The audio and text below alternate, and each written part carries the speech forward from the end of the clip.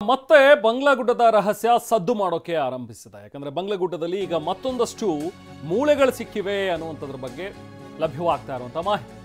ಮಾನವನ ಮೂಳೆಗಳನ್ನ ಈಗ SIT ಸಂಗ್ರಹ ಮಾಡ್ತಾ ಇದೆ. ಮೂಳೆಗಳು ಸಿಕ್ಕ ಜಾಗದಲ್ಲಿ ಮಣ್ಣಿನ ಮಾದರಿಯನ್ನ ಕೂಡ ಸಂಗ್ರಹ ಮಾಡ್ಕೊಂಡಿದೆ.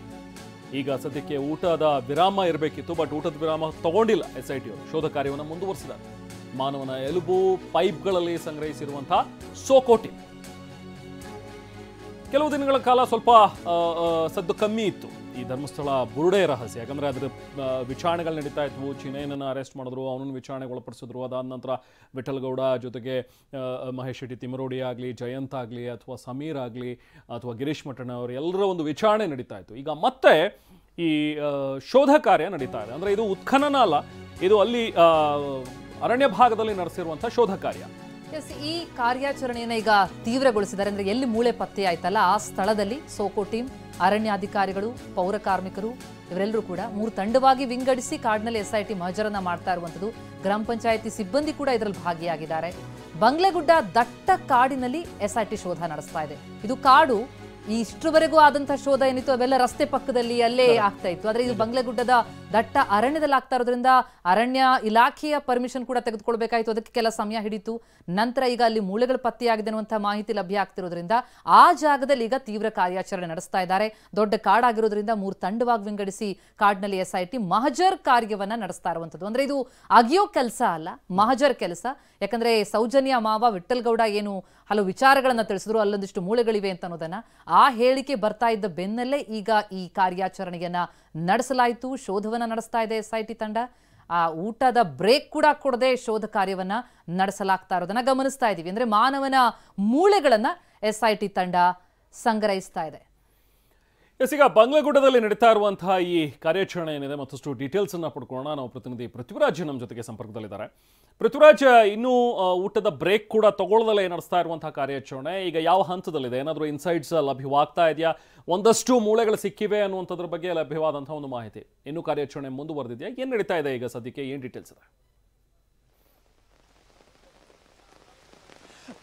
ರೆಹಮಾನ್, ಸದ್ಯಕ್ಕೆ 3 ಕಡೆ ಈ ಒಂದು ಮಾನವನ ದೇಹದ ಮೂಳೆ ಸಿಕ್ಕಿದೆ ಅನ್ನೋ ಮಾಹಿತಿ ಈಗ ಸಿಕ್ಕಿರುವಂಥದ್ದು. ಬಂಗ್ಲಾಗುಡ್ಡದ ಸಾಕಷ್ಟು ಕಡೆ ಈಗ ಕಾರ್ಯಾಚರಣೆಯನ್ನ ಮಾಡ್ತಾ ಇದ್ದಾರೆ. ಸ್ಪಾಟ್ ಮಹಜರನ್ನು ಕೂಡ ಮಾಡ್ತಾ ಇರುವಂಥದ್ದು.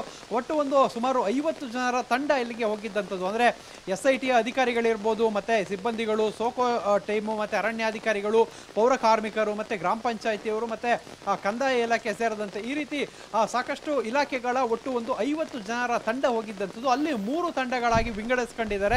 ಸೊ 3 ಟೀಮ್ ಅನ್ನ ಮಾಡ್ಕೊಂಡು ಇಡೀ ಬಂಗ್ಲಾಗುಡ್ಡವನ್ನ ಈಗ ಹುಡುಕಾಡ್ತಾ ಇರುವಂಥದ್ದು. ಈ ಒಂದು ಹುಡುಕಾಟ ಮಾಡುವಂತಹ ಸಮಯದಲ್ಲಿ ಈಗ ಅಲ್ಲಿ 3 ಕಡೆ ಸಿಕ್ಕಿದೆ ಅಂತ ಅಂದ್ರೆ 3 ಕಡೆ ಈ ಒಂದು ಮಾನವನ ಏನು ಕಳೆಬರ ಸಿಕ್ಕಿದೆ ಅನ್ನೋ ಮಾಹಿತಿ ಸಿಕ್ಕಿರುವಂಥದ್ದು. ಅಲ್ಲಿ ಕೆಲವೊಂದಿಷ್ಟು ಮೂಳೆಗಳು ಸಿಕ್ಕಿದೆ ಅನ್ನೋ ಮಾಹಿತಿ ಸಿಕ್ಕಿದೆ. ಆ ಒಂದು ಮೂಳೆಗಳು ಸಿಕ್ಕಂತಹ ಜಾಗದಲ್ಲಿ ಈಗ ಸ್ಥಳ ಮಹಜರನ್ನ ಮಾಡಬೇಕಾಗುತ್ತೆ. ಅಂದ್ರೆ ಮೂಳೆ ಸಿಕ್ಕ ತಕ್ಷಣ ಅದನ್ನ ಅಲ್ಲಿಂದ ತೆಗೆದುಕೊಂಡು ಬರ್ಲಿಕ್ಕಾಗೋದಿಲ್ಲ. ಅದನ್ನ ಅಲ್ಲಿ ಸ್ಥಳ ಮಹಜರು ಮಾಡಬೇಕಾಗುತ್ತೆ. ಅದನ್ನ ವಿಡಿಯೋ ರೆಕಾರ್ಡಿಂಗ್ ಮಾಡ್ಕೊಳ್ಬೇಕಾಗುತ್ತೆ. ಮತ್ತೆ ಸ್ಥಳ ಮಹಜರ ಪಂಚರನ್ನ ಕರೆಸಿ ಅಲ್ಲಿಗೆ ಸ್ಥಳ ಮಹಜರನ್ನ ಮಾಡಿ ಆ ನಂತರ ಅದನ್ನ ಕಲೆಕ್ಟ್ ಮಾಡ್ಕೊಂಡು ಬರಬೇಕಾಗುತ್ತೆ. ಅದರಿಂದಾಗಿ ಈಗ ಊಟದ ಬ್ರೇಕ್ ಅನ್ನು ಕೂಡ ಕೆಲವರು ತೆಗೆದುಕೊಳ್ಳದೆ ಅಲ್ಲೇ ಕಾರ್ಯನಿರ್ವಹಿಸ್ತಾ ಇರುವಂಥದ್ದು. ಅಂದ್ರೆ ಕೆಲವು ಅಧಿಕಾರಿಗಳು ಈಗಷ್ಟೇ ಹೊರ ಬಂದರು. ಅಂದ್ರೆ ಏನು ಈ ಮುಖ್ಯ ತನಿಖಾಧಿಕಾರಿಯಾಗಿರುವಂತಹ ಜಿತೇಂದ್ರ ಕುಮಾರ್ ದಯಾಮ ಮತ್ತೆ SP ಸೈಮನ್ ಎಲ್ಲರೂ ಕೂಡ ಈಗಷ್ಟೇ ಅಲ್ಲಿಂದ ವಾಪಸ್ ಬಂದಿರುವಂಥದ್ದು. ಅವರಷ್ಟೇ ಈಗ ಹೊರಗಡೆ ಬಂದಿದ್ದಾರೆ. ಆದರೆ ಉಳಿದ ಸಿಬ್ಬಂದಿಗಳು ಅಲ್ಲಿ ಒಳಗಡೆ ಈ ಒಂದು ಸ್ಪಾಟ್ ಮಹಜರು ಮತ್ತೆ ಆ ಒಂದು ಮೂಳೆಗಳನ್ನ ಸಂಗ್ರಹ ಮಾಡೋ ಕಾರ್ಯದಲ್ಲಿ ಮಗ್ನರಾಗಿದ್ದಾರೆ. ಅಂದ್ರೆ ಇಡೀ ಬಂಗ್ಲಾಗುಡ್ಡದಲ್ಲಿ ಏನು ರಾಶಿ ಮೂಳೆ ಇದೆ ಅಂತ ಹೇಳಿ ವಿಠಲ್ಗೌಡ ಆರೋಪಿಸಿದ್ದ ಈ ಹಿನ್ನೆಲೆಯಲ್ಲಿ ಇವತ್ತು ಸ್ಪಾಟ್ ಮಹಜರನ್ನ ಅಧಿಕಾರಿಗಳ ತಂಡ ಮಾಡಿದ್ದಂಥದ್ದು. ಅಲ್ಲಿಗೆ ಹೋದಂತ ಸಂದರ್ಭದಲ್ಲಿ ಕೆಲವು ಕಡೆ ಸಾಕಷ್ಟು ಮೂಳೆಗಳು ಪತ್ತೆ ಆಗ್ತಾ ಇದೆ ಅನ್ನೋ ಮಾಹಿತಿ ಇದ್ದಿದ್ರಿಂದ ಸೊ ಅವರು ಕೂಡ ಅಲ್ಲಿಗೆ ಈ ಹಿಂದೆ ಪೃಥ್ವಿ ನಾವು ಗಮನಿಸಿದ್ವಿ, ಚಿನ್ನಯ್ಯ ಏನು ಆ ಜಾಗಗಳನ್ನ ತೋರಿಸಿದ್ದ ಆ ಜಾಗದಲ್ಲಿ ಅಗಿಯುವ ಕಾರ್ಯ ಅಲ್ಲಿ ಶೋಧ ನಡೆದಿತ್ತಲ್ಲ, ಅದಕ್ಕೂ ಈಗ ವಿಠಲ್ಗೌಡ ಹೇಳಿಕೆನ ಆಧರಿಸಿ ಇಲ್ಲಿ ಮೂಳೆಗಳನ್ನ ಸಂಗ್ರಹ ಮಾಡ್ತಾ ಇದಾರಲ್ಲ, ಏನ್ ವಿಭಿನ್ನತೆ ಕಾಣ್ತಾ ಇದೆ? ಯಾವ ರೀತಿ ಕಾರ್ಯಾಚರಣೆ ವಿಭಿನ್ನವಾಗಿದೆ ಅಂತ ಅನ್ಸುತ್ತೆ? ಇಲ್ಲಿ ಬರೀ ಮೂಳೆ ಸಂಗ್ರಹ ಮಾಡ್ತಾರೆ ಅಂತಂದ್ರೆ ಮೇಲೆ ಸೂಪರ್ಫಿಷಿಯಲ್ ಆಗಿ ಅಂದ್ರೆ ಸರ್ಫೇಸ್ ಅಲ್ಲೇ ಸಿಗುತ್ತೆ ಅಂತ ಆದ್ರೆ ಅದು ಅಷ್ಟು ಪ್ರಮುಖ ಆಗುತ್ತಾ ಈ ಒಂದು ಪ್ರಕರಣಕ್ಕೆ ಅಂತ? ಇನ್ ಅಡಿಷನ್ ಟು ದಟ್ ಈಗ ಪೃಥ್ವಿ, ಸೊ ಲಾಸ್ಟ್ ಟೈಮ್ ತೋರಿಸಿದಂತ ಒಂದು ಜಾಗ ಇದಲ್ವಾ, ಅದು ಬಿಟ್ಟು ಬೇರೆ ಜಾಗದಲ್ಲಿ ಮಾಡ್ತಾ ಇರೋದಾ ಅಂತ ಹೇಳಿ?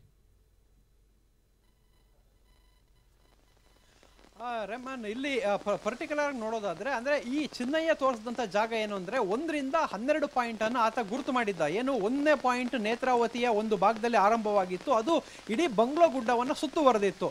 ಅದನ್ನ ನಾನು ಎಕ್ಸಾಕ್ಟ್ ಆಗಿ ತೋರಿಸ್ತಾ ಹೋಗೋದಾದ್ರೆ ಇಲ್ಲಿ ಏನು ಈ ಒಂದು ಬಂಗ್ಲೋ ಗುಡ್ಡ ಏನಿದೆ, ಸೊ ಬಂಗ್ಲೋ ಗುಡ್ಡದಲ್ಲಿ 12 ಪಾಯಿಂಟ್ಗಳು, ಇದು ಈಗ 12ನೇ ಪಾಯಿಂಟ್. ಏನು ನಾವು ನಿಂತಿದ್ದೀನಿ ಪ್ರದೇಶ, ಇದರ ಪಕ್ಕದಲ್ಲಿರುವಂಥದ್ದು 12 ಪಾಯಿಂಟ್.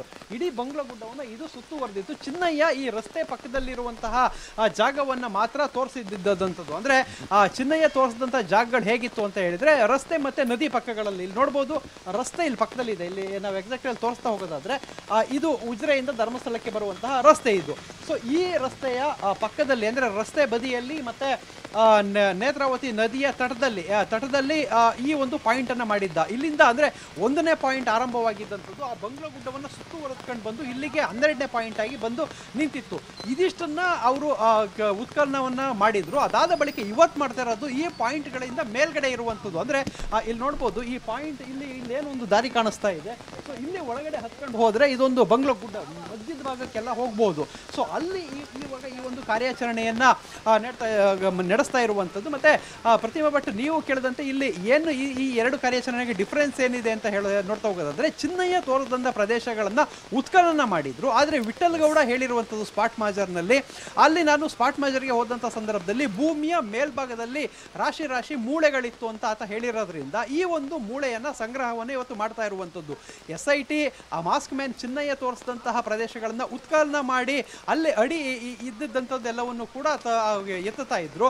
ಸೊ ಆದ್ರೆ ಈ ಒಂದು ಪ್ರದೇಶದಲ್ಲಿ ಏನು ಉತ್ಖನನ ಮಾಡೋದಕ್ಕಿಂತ ಮೊದಲೇ ಅಂದ್ರೆ ಉತ್ಖನನ ಮಾಡಬೇಕಾಗಿಲ್ಲ. ಸೊ ಅಲ್ಲಿ ಮೇಲ್ಭಾಗದಲ್ಲಿ ಮೂಳೆಗಳೇನಿತ್ತು ಆ ಮೂಳೆಯನ್ನ ಸಂಗ್ರಹ ಮಾಡ್ತಾ ಇರುವಂಥದ್ದು. ಆ ಮೂಳೆಗಳು ಅಂದ್ರೆ ಮಣ್ಣಿನ ಮೇಲ್ಭಾಗ. ಈಗ ಆ ಚಿನ್ನಯ್ಯ ಏನ್ ಹೇಳಿದ ಅಂತ ಹೇಳಿದ್ರೆ, ತಾನೇ ಹೂತಿಟ್ಟಿದ್ದಾಗಿ ಹೇಳಿದ. ಅಂದ್ರೆ ಭೂಮಿಯ ಅಡಿಯಲ್ಲಿ ಒಂದು 4-5-6 ಅಡಿಯಷ್ಟು ಜಾಗದಲ್ಲಿ ನಾನೇ ಹೂತಿಟ್ಟಿದ್ದೆ ಅಂತ ಆತ ಹೇಳಿದ್ದ. ಆದ್ರೆ ಇಲ್ಲಿ ವಿಠಲ್ ಗೌಡ ಹೇಳಿರುವಂಥದ್ದು, ಸ್ಪಾಟ್ ಮಾಜರ್ಗೆ ಬಂಗ್ಲೆ ಗುಡ್ಡಿಗೆ ಹೋದಂತ ಸಂದರ್ಭದಲ್ಲಿ ನಾನು ಸಾಕಷ್ಟು ಮೂಳೆಗಳನ್ನ ನೋಡಿದೆ ಅಂತ ಹೇಳಿ.